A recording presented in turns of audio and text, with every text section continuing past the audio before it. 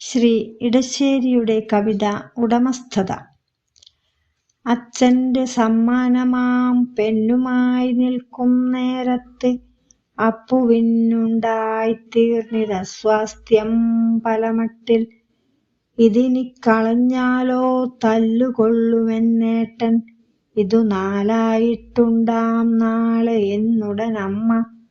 എന്റെ പെണ്ണിനി തൊട്ടുപോയാലെന്നേടത്തി താൻ എന്തൊക്കെ താക്കീതുകളേറ്റണമിതോടൊപ്പം. ബാലാഹസ്കരൻ മാച്ചു നീലക്കൽപ്പലക തൻ ചായപ്പെൻസിലും വായിൽ തിരുകിയിരിക്കുന്നു. ഉമ്മറക്കോലായിന്മേലഭിനന്ദന സദസ്സ് ഉന്മിഷത്താക്കാനെത്തി ഇളവയിൽ നാളം. ചുണ്ടിൽ പൂവിരിയലോടവനസമ്മാനത്തെ കണ്ടു തണ്ടയ്യാ നീലച്ചേമ്പിന്റെ ഇളം കൂമ്പോ.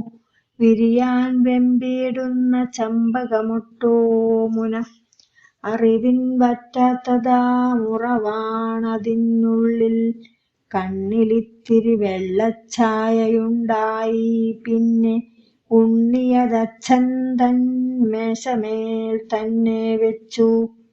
എന്റെയല്ലിതു ചൊടിച്ചിറങ്ങിപ്പോയാനവൻ, എന്തിനി എന്നിത്തിരി സംഭ്രമമുണ്ടായി.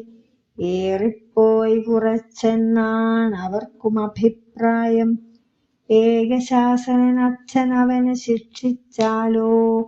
ശാന്തനായി ചിരിച്ചച്ഛനമ്മയോടോതി, നിങ്ങൾ എന്റെ സമ്മാനം വെറും വാടകച്ചരക്കാക്കി.